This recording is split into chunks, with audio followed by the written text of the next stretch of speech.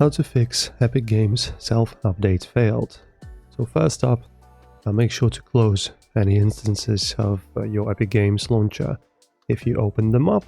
So for example, you can do this in two ways. You can either close it from here, or you can just open up your task manager and let me search where I have my Epic Games. Just a second.